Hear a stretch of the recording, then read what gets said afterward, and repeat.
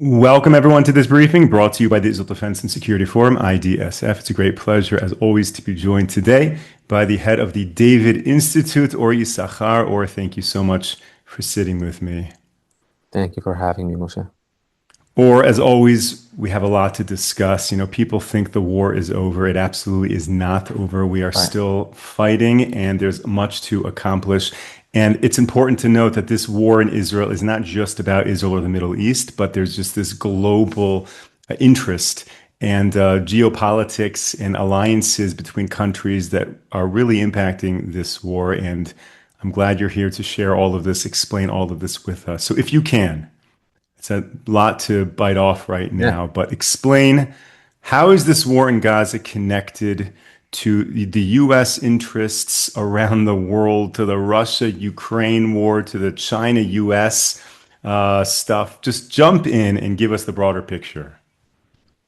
Thank you. So look, I mean, the Trump as president of the United States does not just see Israel as we're well aware, nor just Gaza, nor just Iran. He sees the bigger picture. And if you go back to the Truman Doctrine of post-World War II, the beginning of the Cold War, for those of you who remember the George Kennan telegram, the X telegram, so-called, where he talked about containment. And he said we have to contain communism wherever it goes. Back then, the communism was represented by the Soviet Union, and that was like a bipolar world of the USSR and the United States. And Kennan said, we cannot probably defeat communism militarily right now, but we can contain them. That is to say, today, containment has in Hebrew, we often say hachala, as in we are not retaliating to the enemy when it strikes us. And containment back then meant a totally different thing. It meant to sort of push back on the idea of Soviet expansion. And as in countries in Europe, like the Marshall Plan, we're talking about Vietnam or other arenas in the world, wherever communism seeks to spread, we're going to stop it. And today, communism is represented by China and to a large degree by Russia. It's technically, I would say, socialist, but it is to a large degree also communist. Iran, it is not entirely a communist country, but it does support communist causes and the unification of struggles and struggle against imperialism and the West that keeps usurping our poor Muslim countries. These are very communist themes. And so Trump sees all that. And of course, North Korea, a totally communist, if not fascist country.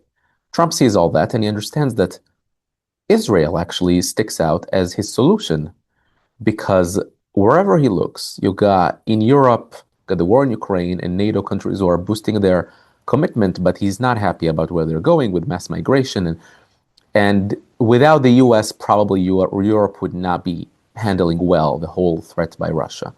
You got Southeast Asia, where, correct me if I'm wrong, there is no country that can take on China, not necessarily militarily, but as in to push back against aggression by North Korea and China. In the Middle East, they're just Israel who can take on Iran and has shown enough muscle to take on terrorist groups like Hezbollah with a beeper operation, massive land incursions in Gaza and in Lebanon, taking on Iran, tiny country like Israel, taking on Iran's nuclear program. Even in Europe, Germany's Chancellor Friedrich Merz, who just visited Israel, he said back then, Israel is doing the dirty work for us. Because they recognize that Israel, by taking on the nuclear reactors of Iran, is removing a clear and present threat to the United States, not just to Israel, to missiles that potentially can reach all the way across the globe to the United States. So the idea is that we should empower Israel and the Arab world to get along well together. And that's why Trump, I think, really is interested in expanding the Abraham Accords, because it wants the Middle East to be a little bit more independent with American support. We're going to give you all the support you need, but you're going to have to figure it out on your own, a little bit like NATO. And Israel is happy by that arrangement. Israel never sought U.S. boots on the ground. We have a great article in the David Institute, Alliance Without Boots, as in Israel never sought U.S. boots on the ground. All it wants is the alliance and the mutual support. And if Israel and Saudi Arabia and the rest of the Muslim and Arab world normalize relations, that would create a major landslide victory to Trump, to the United States, to the West, at a time where you have to contain communism and aggression wherever it is. Now, or let me ask you a question. The policy of containment did wonders for the US in their fight with Russia in the Cold War. Um, but of course, it doesn't seem to work when you're containing an Islamic extremist army that can't be contained. So, if the model is containment, are we headed to doom and gloom right now? If the U.S. believes that this enemy can be contained and is pushing that theory on Israel, are we going to repeat on October 7th? No, God forbid. The intention in the word containment is not, as I said, to necessarily to not to retaliate or to let Iran off the hook or let Hamas rearm itself. The idea is to bring closer to you as many countries as possible so that they'll be under the American sphere of influence rather than the Chinese or Russian sphere of influence. I'm reminding you that Iran's economy is dependent on China. If the Chinese pulled off the plug, that's it. There's no economy in Iran. Why? Because the United States laid massive sanctions on Iran, especially on the petroleum, like the oil sector. And then in turn, Iran's exports, well, it was a bit of a downturn at first, but then eventually it got up. Like Iran actually sold more oil this year than the year before, had more oil revenue this year than the year before. Why? Because China has been buying all of its oil with I think 15 to 20% discount. So China has been buying over 90% of Iran's oil. It has signed strategic alliance with Iran. So the United States sees all that and said, hang on, Iran can develop nuclear weapons and ballistic missiles and threaten its neighbors and destabilize the Middle East. And China is its piggy bank. As in, China has been really literally holding the Iranian economy and preventing it from collapsing. And then you got to Russia, where Russia has been fighting Ukraine. Iran has been providing Russia with Shahed drones and other ballistic missile technology. And so you got this unholy alliance, and you look at the Middle East and you say the one actor that I can trust is Israel. They are the muscly power that can take on Hamas, Hezbollah, even Iran itself. And so I think the idea here is to be proactive, to attack Iran's nuclear facilities and its ballistic missile program. If you can kind of hone in on how the Abraham Accords, how these relationships with these Middle East countries will push back Iran.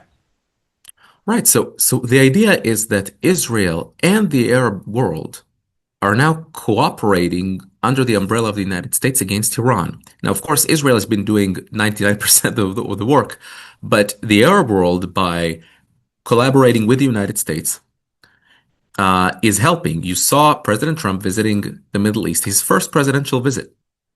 Then he visited Israel a few months later to sign the Gaza ceasefire deal and Egypt and everything. But first thing he did, he went to Saudi Arabia, Qatar, and the UAE. And he signs trillions of dollars in investment. That's also a big part of it because the United States is the number one investor in the Middle East. Number one. There's nothing like it. Countries like Bahrain buy over, I think, 98% of their arms imports from the United States. Number one arms exporter to Saudi Arabia. That's the United States. Number one by far. Number two is not even close. China, and if you look at foreign investments in Saudi Arabia, in the UAE, the United States is up here and China is down here, number two. Nothing like it. So the United States has been really, Israel just doesn't have that kind of money like the Saudi Arabia and Qatar and all these Gulf countries. But they literally signed trillions. MBS was just Mohammed bin Salman, the Saudi crown prince, was just over in DC, expanding his pledge of $600 billion in investments, in mutual investments with the United States to 1 trillion. I mean, where are we going to get all that money from? So they have the money. That's great. Israel has the muscle, right? The ability to take on Iran, to take on Hamas and Hezbollah, And yeah, we have a great economy, but we simply just don't have these trillions of dollars. So together, Arab money and Israel muscle can defend the Middle East. And shockingly, Israel has been defending the Arab world. I don't know if you heard that bit before I was muted, but we are used to, those of you who are older than me probably remember that even myself, we are used to Arab armies attacking Israel, Arab countries attacking Israel. And now Israel has been defending Arab countries from Iran. They are sort of tacitly allowing Israel to use their airspace and to use their facilities to attack Iran. Unheard of, unbelievable. And so Trump sees all that and he says, great, you guys collaborate. You need my support from behind, but I'm gonna be the leader from like I'm gonna lead the process full-fledged, but basically you guys will be leading with American support. And that's a major change. And I think, like Prime Minister Netanyahu said back in the day, that Iran has been bringing Israel and the Arab world together in such a intimacy that I have not seen in my lifetime. That's what he said. So apparently, you needed that common denominator, which is like having a shared enemy like Iran, to bring Israel and the Arab world closer together. I think that's what Trump wants to see, and that's why he wants to see the Arab Abraham Accords expand. So you are an expert on Iran. Explain to me the end game in terms of this strategy against Iran, meaning there's going to be this economic cooperation, these alliances built between the US, Israel, and Arab countries, the Sunni moderates against Iran. But ultimately, Iran is just going to keep trying, keep trying, keep trying. What exactly is the end goal? The end goal is reform within Iran, the downfall of the regime, or just a complete devastating strike on the country? Well, meaning the economics only goes so far if the enemy keeps Yeah. trying new initiatives. Right. And I got newsflash for all of us. That is unfortunate, but that's reality. You always have to mow the lawn. There'll be, you have those of you who take the trouble of mopping the floor and cleaning for Shabbat, for Pesach. There's always going to be dust there. Okay, my point is that there's always trouble, and there are always new threats in the world. That's the nature of the balance of power, where all new powers always seek to replace one another, and that's the sad reality. Nothing I can do about it. I'm just the messenger. I'm just explaining the reality to myself and to others. And I think Israel and the Arab world have found this common denominator, and I think the goal right now is to prevent Iran from having the capability. We spent many years trying to understand the intentions. Like Hamas is deterred. Hamas will never take on Israel. They understand the cost benefit analysis. We try to really explain for them their intentions. We don't understand their intentions. I can tell you that for sure. Their intentions are fundamentalist. They are, medieval. They don't have the same cost benefit analysis as we do. They would risk everything, including the Gaza Strip, who looks like Stalingrad or Berlin after World War II right now, and they couldn't care less. All they want to see is the demise of Israel at any cost. And us, democracies, we see, okay, if we do this step and it causes us dearly, how about we try another path? How about we compromise? They don't have the word compromise. And so the idea here is to prevent the capabilities from Iran, not try to understand the intentions. As far as the regime goes, I will tell you that I would love to see the regime fall. I'm trying to be realistic and to say that we don't see a massive opposition to the regime within Iran. Those of us who were pointing at, exiles like Reza Pahlavi or Mariam Rajavi, all these opposition leaders who've been living in Paris and Germany, in the that's very nice to say these things from, halfway across the world, but the Iranian people don't like this when people from the outside sort of pretending to be, the next leader of Iran. Yes, they have a lot of criticism on the regime, but uh, they feel, and we read it. I remember reading this op-ed by this Iranian exile who hates. He said, "I hate Khomeini, but I love my country more." What was he trying to tell us? He was trying to tell us that he felt his country was under assault, and he was criticizing Israel for injuring Iranian citizens on the process of bombing the nuclear reactors. And they it's like like a double-edged whatever. I mean, it's like a dual outlook at things where they hate the regime, but then they feel attacked if you attack even Iran's nuclear facilities, not blitzkrieg on cities, just the nuclear facilities. So I will believe. I always say that I'll believe it when I see it. If I see 10 million people in the streets of Tehran chanting "Death to the dictator," then I'll believe it. Then there is gonna be a regime change in Iran. Otherwise, we gotta let the Iranian people determine their own future and their own destiny. I don't think this top-down attempt is gonna work, and nor I think should we actively push it. In my opinion, let's prevent the capabilities. Let's nib it in the bud and prevent them from ever acquiring nuclear weapons and ballistic missiles, and that's it. I mean, they will fall when they will fall. Nothing we can do about it.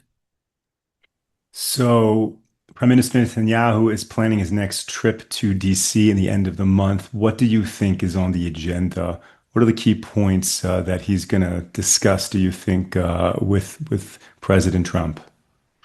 Well, first, I will say that I love seeing the warm relationship, and especially in this day and age in the US, where even from the, see how this alliance is being challenged and called out against, and people like Tucker Carlson and Candace Owens and others have been openly hostile to Israel, and politicians that I will not name because I will not go there, but we all know whom I'm talking about. Were uh, calling out the Jewish influence over decision makers in the U.S. and Israel's influence over decision makers. The same Jewish advisors who pushed President Bush to take on the war in Iraq, and I mean, these are just all these conspiracies are just finding breeding soil, breeding ground in and fertile ground in today's fringes of the internet, and it sort of makes its way to the public discussion, public discourse, and um, I'm just happy to see that the administration is not quite impacted by it. Like Bibi's, I think, fifth visit just this year. No other world leader has been visiting President Trump at this pace. Not, Keir Starmer, not the Canadian Prime Minister, not the French President Macron, not just Netanyahu. And so I'm happy to see the closeness. Obviously, there's a lot of urgent topics to discuss. I guess that's why the frequency of the visits. And I hope that they would conclude the next phase of the Gaza ceasefire, as in whether or not to resume fighting in Gaza to dismantle Hamas and finish them off and finish the job in Gaza. Would they all agree that it should be done one way or another? As Trump said, the hard way or the easy way. Um, and then to agree what's going to happen with the Abraham Accords, what we just discussed on normalizing ties between Israel and the Arab world. That's what I hope they would accomplish. So on the one hand, it's phenomenal that the president of the U.S. meets with the prime minister of Israel in such great frequency. On the other hand, you could make an argument, and I want to hear you push back against this, that it's proliferating this mentality that Israel is kind of indebted and beholden to U.S. opinion, and that Israel won't make a move without the approval of the U.S. So when the U.S. gives the right approvals necessary for Israel, that's fantastic.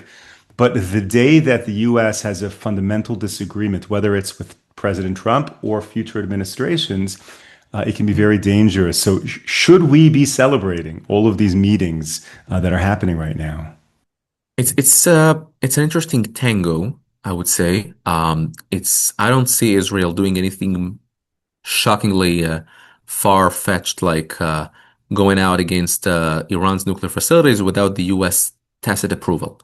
Um, but there were cases, and if you all remember the strike in Doha, in Qatar, I honestly don't know to what degree it was coordinated, but there were some, I mean, to some degree, they said that the US military was aware and the administration was aware or was notified a few minutes before, and then Trump and other members of the administration said that they were not happy about the strike in Doha.